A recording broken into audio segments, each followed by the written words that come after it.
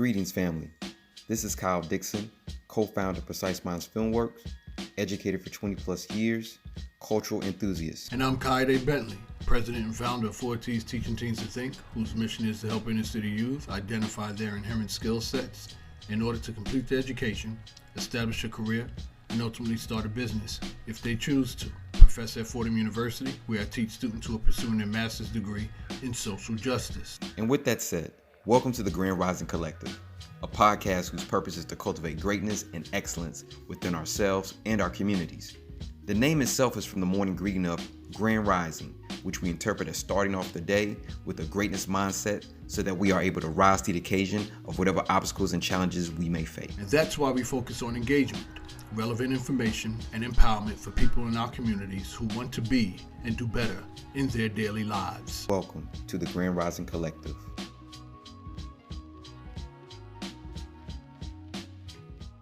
That perspective of, like you said, when you start trying to think of something as a career, the mindset is completely different, because it's like, what one thing do you want to do for your entire life?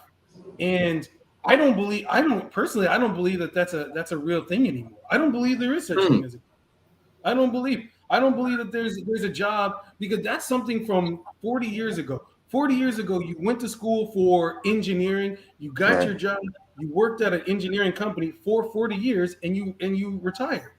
Now, I can't think of a single industry where that job has been the same way, and these people worked at that company. You're probably going to work for different companies in that industry, and you probably now, statistically, are probably going to start switching industries, which means whatever you got to do in is not working in the first place.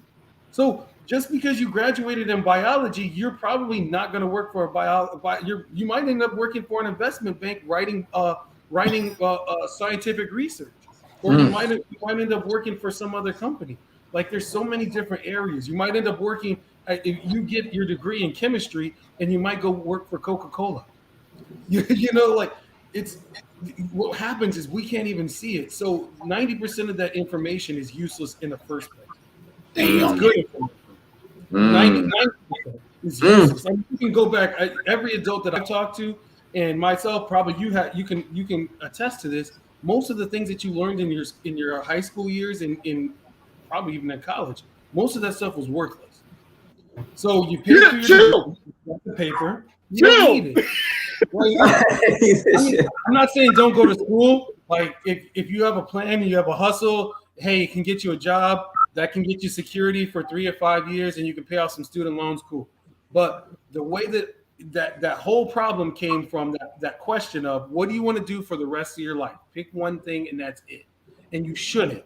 What I would say is there's about 4 things that you need. I'm guessing maybe you need a house, you need some kind of car, a certain amount of money to sustain yourself.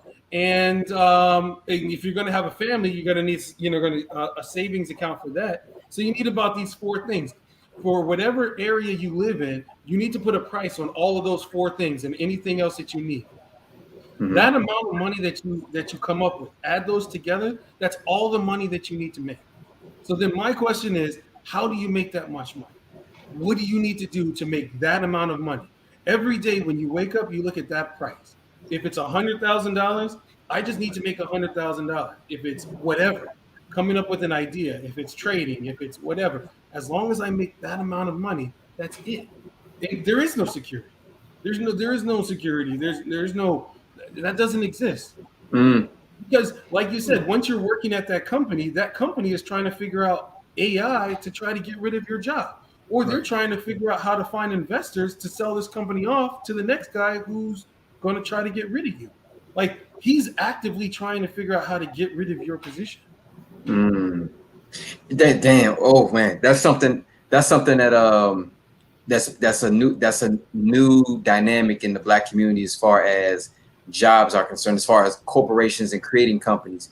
Because one of the main talks, and Kayode and I have talked about this briefly before, but one of the main talks now is, do I create a business to just sell it off, or do I hold on to it to create the legacy to pass it on to my progeny or someone of African-American descent or person of color? Because again, we know that if the business is doing well, it could be considered, again, correct me if I'm wrong, could be considered an asset for years and years to come, and it could be, and that asset could be passed down to the next generation for them to build off of and to use to continue the business, or maybe they sell the business. But the main issue is people are asking are, should we sell the business to recoup all the money and the time and the skill set that we put into it, to create more wealth, right, and then hold on to that, or should we just take that wealth and just recycle it into another business and create something else that could be eventually sold as well? So that's like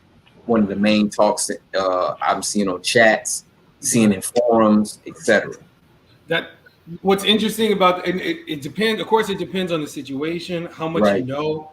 Like you were saying, like we were saying, using that example of the plumber, you get 3 guys together, they build a plumbing company. They hire some junior plumbers to come in and do the work, and then they sell the company off. Like at that point, you should be able to see, okay, maybe we can expand into other cities or whatever, but I'm pretty much trying to get out of this, or this has been too much work, or whatever. You kind of know at that area. You kind of know that area by working in it. Yeah. But so I guess it depends on case by case. But the one thing I will say is a company always changes, just like the people. And just like when you were 20 years old, the amount of money you needed, to the point when you're 40 years old or 50 years old, your perspective on life and money, Right. companies also change. And so one thing that you notice now is going back to the stock thing, is the companies that America are building now are not sustainable companies.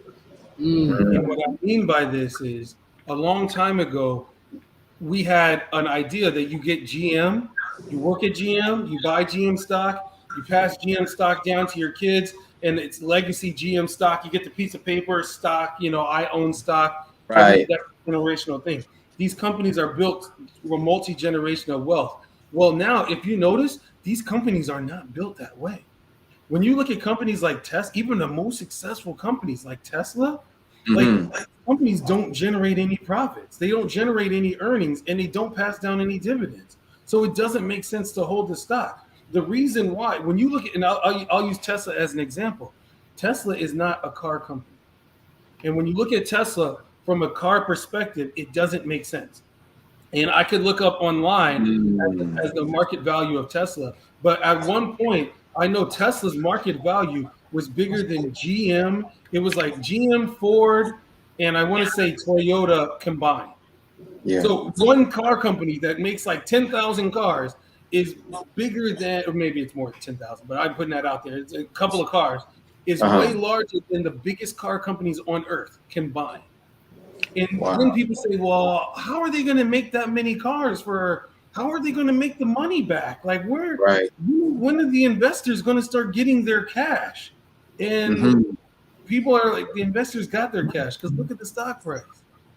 When the stock, that's where the cash is. Elon Musk, all his money, at one point, he was the richest person on earth. Like this year, last year, he was the richest person on earth because of how much Tesla stock he owned. But he only owned stock. And how he made his money, he's ended up selling off a little stock, and that's what he used to buy houses and sell. Stock is now a currency. You look at the same thing at Amazon. The price to earnings ratio, the number of year earnings are how much money the company gets every year, right? Right. So usually investors will value on things on a price to earnings ratio. So if I invest in your company and the earning ratio is six times earnings, in 6 years, it will take that much earnings to equal out to the cost of the company. Or basically, if I got all of those earnings, I would end up getting my money back in 6 years. That's how that's the old way of looking at that company. Old way. Yeah. But now you look at some of these price to earnings ratios, they're in the 100s. You're looking at some of them, I think some of them, they're 200 years. It's going to take 200 years of earnings from this company's earnings to even get your money back. Now I'm talking about these are companies that are some of the biggest companies on earth, like Netflix, like Amazon. These are companies that have no intention of earning money. So why would you want to hold the stock of the company that has no intention of earning money? Our perspective is different. That's why That's why you can't hold on to these companies for the long term. There is not going to be any long term for these companies. Not to say that these companies aren't going to be around in some, I don't know in what form. But Yeah. if you held on to IBM stock, like that company, I remember, like it was used to be $100 and something a share. Yeah, IBM was major deal back in the day. You start looking at some of these companies, GE stock, like these companies aren't around for the long term. Like Chrysler stock, like you can start going down the list. Actually, if you look at the largest companies in 1970, 1980, I'd say 70% of that list probably isn't around anymore. And if it is around, it's definitely losing money. It's a different perspective. This is a different world. So to answer your question, Kyle, we're building companies to sell them off.